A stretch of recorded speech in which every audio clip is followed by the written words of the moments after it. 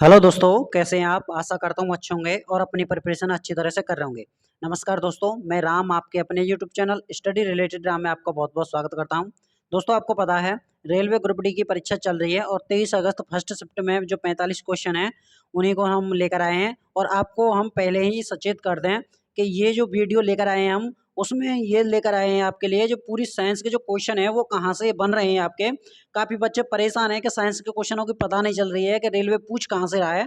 तो उन्हीं क्वेश्चनों को लेकर आए हैं कि कहाँ से क्वेश्चन बन रहे हैं। तो इस बुक से ये सारे के सारे क्वेश्चन बन रहे हैं और इस वाली वीडियो में हम वही क्वेश्चन कराएंगे जो रेलवे में रिपीट क्वेश्चन हुए हैं और डेट वाइज डेट कराएंगे कि कौन सी डेट में ये क्वेश्चन आया हुआ है। ठीक है, तो अभी तक आप हमारे चैनल पर नए हो तो प्लीज़ चैनल को सब्सक्राइब जरूर कर लें, बगल में जो बेल आइकन है उसको भी प्रेस कर लें ताकि आने वाले मतलब शिफ्टों में इससे बहुत ही ज़्यादा आपको हेल्पफुल मिलेगी साइंस के लिए। ठीक है, और मैं आपको 100% गारंटी के साथ बोल रहा हूँ कि आप भी यही बोलेंगे कि सर आप ही की वीडियो से क्वेश्चन फंसे हैं। ठीक है, तो चलिए चलते हैं आज की इस वीडियो में किस तरह के क्वेश्चन पूछे जा सकते हैं। ठीक है,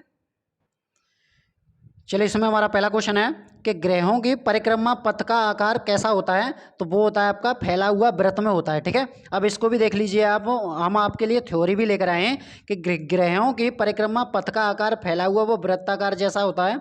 सूर्य के चारों ओर अंडाकार मार्ग में परिक्रमा करने वाले ग्रहों, उपग्रहों, पुच्छल तारों और उल्का पिंडों आदि के समूह को सौरमंडल कहते हैं। सूर्य से ग्रहों की दूरी का क्रम बुध, शुक्र, पृथ्वी, मंगल, बृहस्पति, शनि, अरुण, वरुण है। ठीक है, चलिए अगले क्वेश्चन की तरफ बढ़ते हैं। अगला क्वेश्चन हमारा इसमें, जब एक उपग्रह पृथ्वी के चारों ओर 40,000 किलोमीटर त्रिज्या के ग्रह पथ में घूमता है तो गुरुत्वाकर्षण बल द्वारा किए गए कार्य की गणना कीजिए। तो हम आपको बताते हैं फ्रेंड्स, इसका जो राइट आंसर हो जाएगा वो हो जाएगा आपका 0। अब ये क्यों हो जाएगा कि जब कोई ग्रह किसी वृत्तीय पथ पर गति करता है तो उसके द्वारा नेट विस्थापन शून्य होता है, अतः उसके द्वारा किया गया कार्य शून्य होता है। देखो हम आपको बता दें, जैसे ये कोई वृत्त है और वृत्त पर इस जगह से वस्तु ने किसी ने चलना आरंभ किया और यहाँ से इस तरह घूमेगी वो, तो दोबारा उसी जगह पर आ जाएगी, उसी जगह पर आ जाएगी तो विस्थापन इसका शून्य हो जाएगा। ठीक है, चलिए और फ्रेंड्स इसको बता दें, देखो RRB ALP इसमें 31/8/2018 में फर्स्ट शिफ्ट में पूछा गया है। ठीक है, रेलवे में जितने क्वेश्चन पूछे गए हैं साइंस के उन्हीं क्वेश्चनों को हम आपके लिए लेकर आए हैं। ठीक है, चलिए अगले क्वेश्चन की तरफ बढ़ते हैं। अगला क्वेश्चन है कि भूकेंद्रीय और सूर्य केंद्रीय शब्द किससे संदर्भित करते हैं। ठीक है, तो इसका जो राइट आंसर हो जाएगा वो हो जाएगा पृथ्वी और सूर्य के चारों ओर नक्षत्रीय वस्तुओं को गति को प्रतिबंधित करने के वाले नियम को। ठीक है, अब भूकेंद्रीय और सूर्य केंद्रीय शब्द पृथ्वी के चारों ओर कक्षित वस्तुओं की गति को प्रतिबंधित करने वाले नियम को कहते हैं। ठीक है, तो इसका जो राइट आंसर हो जाएगा वो हो जाएगा आपका ए हो जाएगा। ठीक है, ये RRB NTPC 4/4/2016 फर्स्ट शिफ्ट में पूछा गया था। ठीक है, सेकंड फर्स्ट में। चलिए अगले क्वेश्चन की तरफ बढ़ते हैं। अगला क्वेश्चन है कि ग्रहों की गति के बारे में निम्नलिखित कथनों में से कौन सा सत्य है। तो ये है आपका, एक ग्रह की कक्षा में दो केंद्र बिंदु में से एक में सूर्य के 7 अंडाकार है। ठीक है, चलिए अगले क्वेश्चन की तरफ बढ़ते हैं। अगला क्वेश्चन है हमारा इसमें कि एक भू स्थिर उपग्रह 35,790 किलोमीटर ऊंचाई पर एक कक्षा के पूर्ण परिक्रमण पर कितना समय लेता है।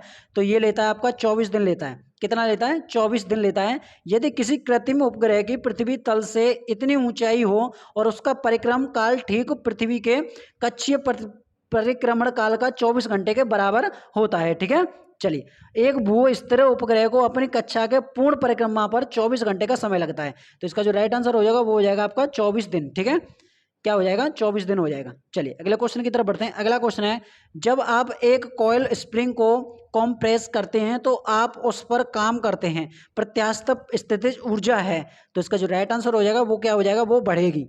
क्या होगा? बढ़ेगी। ठीक है, जैसे कि आपकी रबर या स्प्रिंग जब प्रत्यास्थ वस्तु को खींचा जाता है तब दबाया जाता है तो इसमें स्थितिज ऊर्जा के रूप में ऊर्जा संचित हो जाती है। किसी प्रत्यास्थ वस्तु को जितना अधिक बल लगाया जाता है उसमें संपीड़न उतना ही अधिक उत्पन्न होता है।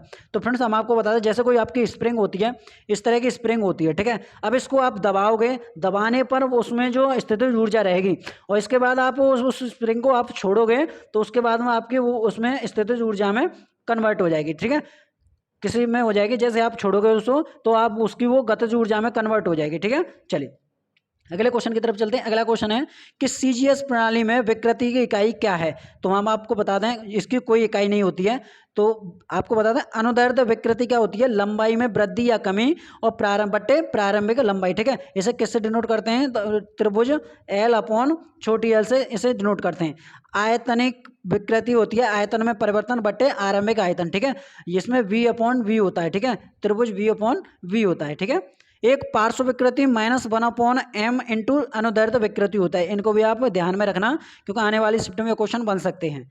चलिए अगले क्वेश्चन की तरफ बढ़ते हैं। अगला क्वेश्चन है हमारा इसमें कि बिना भोजन के पदार्थ की विकृति होने की योग्यता क्या कहलाती है। तो वो कहलाती है आपकी सुघट्यपन। ठीक है, सुघट्यपन कहलाता है। ठीक है, सुघट्यपन क्या होता है, जब किसी पदार्थ को बाहर लगाकर विकृति किया जाए लेकिन बाहर हटाने पर पुनः अपने प्रारंभिक अवस्था में न आए, उसको सुघट्यपन कहते हैं। ठीक है, तो ये किसमें पूछा गया था, आरआरबी जेई में 2014 में पूछा गया था और आपकी 14/12/2014 को सेट नंबर 2 में पूछा गया था। ठीक है, चलिए अगले क्वेश्चन की तरफ बढ़ते हैं। अगला क्वेश्चन है कि एक ब्लीटिंग पेपर स्याही कैसे सोखता है। तो वो सोखता है आपका केशिका के द्वारा। कैसे सोखता है, जैसे आपकी आपने ये देखा होगा दिए में आपकी जो वो मतलब जो आपकी ऊन की वो बनी होती है बत्ती, उस बत्ती में तेल किस तरह से चढ़ता है, तो वो भी आपकी केशिका के कारण चढ़ता है। ठीक है, चलिए अगले क्वेश्चन की तरफ चलते हैं। अगला क्वेश्चन है हमारा कि एक द्रव्य में बूंद संयोजित होती है क्योंकि उसके कणों का आकर्षण उसका संभव क्षेत्रफल न्यूनतम करता है। इस परिघटना को क्या कहते हैं, तो इस परिघटना को पृष्ठ तनाव कहते हैं। आपको पता है फ्रेंड्स, जब आपके बारिश होती है, बारिश की जब बूंदें गोलाकार में होती है, तो गोलाकार किसके कारण होती है, तो वो होती है आपके पृष्ठ तनाव के कारण होती है। ठीक है, चलिए अगले क्वेश्चन की तरफ बढ़ते हैं। अगला क्वेश्चन है जल की गिरती हुई बूंद किस गुणधर्म के कारण गोलाकार होती है। तो मैंने आपको पहले बता दिया था, वो होती है आपके जल का पृष्ठीय त्वरण के कारण। ठीक है, तो इसमें भी देख लीजिए आप, इसमें लिखा हुआ है द्रव्य की बूंद या गिरती हुई बूंद का गोलाकार होना द्रव्य के अंदर पृष्ठ तनाव गुण उपस्थित होने के कारण होता है। ठीक है, पृष्ठ तनाव बराबर क्या होता है, T/F/L होता है। ठीक है, चलिए अगले क्वेश्चन की तरफ बढ़ते हैं। अगला क्वेश्चन है जब एक टैंक एक समान क्षैतिज त्वरण के द्रव्य आंशिक रूप से भरा जा गया है, निम्न में से टैंक में द्रव की स्थिति के लिए कौन सा कथन सत्य है। तो इसका जो राइट आंसर हो जाएगा वो हो जाएगा आपका ए, द्रव की सतह गति की दिशा में गिरता है और टैंक के पीछे की ओर उठता है। ठीक है, ये किसमें पूछा गया था, ये आपके आरआरबी एनटीपीसी 17/1/2017 में फर्स्ट शिफ्ट में पूछा गया था। ठीक है, चलिए तो फ्रेंड्स हम आपको वही क्वेश्चन लेकर आए हैं जो आपके रेलवे ने बार बार क्वेश्चन पूछे हैं। चलिए अगले क्वेश्चन की तरफ बढ़ते हैं। अगला क्वेश्चन है कि एक आदर्श तरल पदार्थ होता है, तो वो होता है आपका घर्षण रहित एवं संपीड़य होता है। ठीक है, जब एक आदर्श तरल पदार्थ घर्षण रहित एवं संपीड़य होता है तो आदर्श तरल में सतह तनाव नहीं होता है तथा बल के मंडुलस अनंत होता है। वास्तव में कोई भी तरल पदार्थ तरल नहीं होता है। ठीक है, चलिए अगले क्वेश्चन की तरफ चलते हैं। अगला क्वेश्चन हमारा इसमें, यदि एक बांध में जल की गहराई h है तथा एक जल का a अनुप्रस्थ क्षेत्रफल तथा t बांध की मोटाई है, तब बांध की दीवार पर लगने वाला दाब किस प्रकार निर्भर होगा।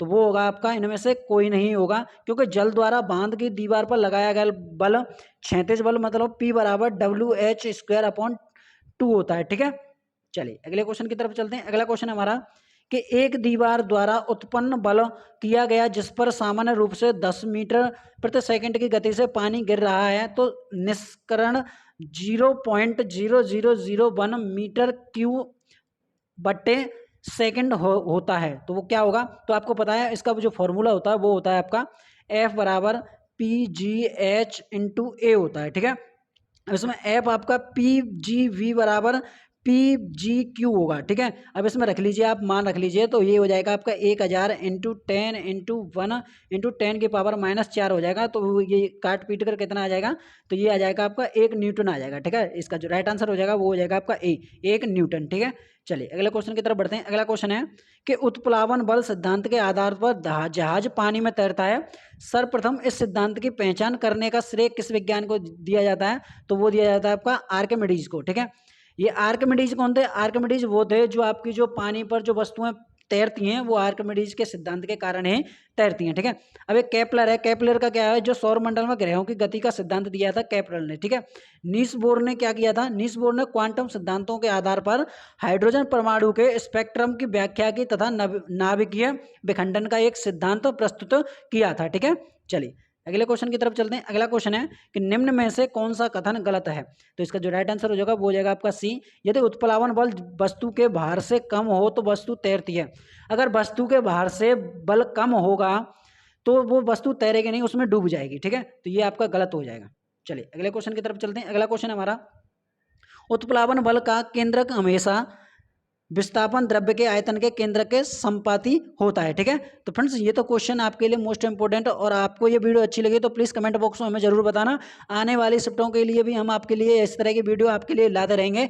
आगे वाली वीडियो हमारी बायोलॉजी की होने वाली है। अगर आपको वीडियो हमारी अच्छी लगी तो प्लीज़ चैनल को सब्सक्राइब जरूर कर लें, बगल में जो बेल आइकन है उसको भी प्रेस कर लें, और फ्रेंड्स वीडियो को लाइक शेयर जरूर करें ताकि जिससे हमें मोटिवेशन मिलता रहे। ठीक है, मिलते हैं नेक्स्ट वीडियो में, और आने वाली शिफ्ट में उसका एनालाइज भी लेकर आएंगे आपके लिए। तो तब तक के लिए जय हिंद, जय भारत।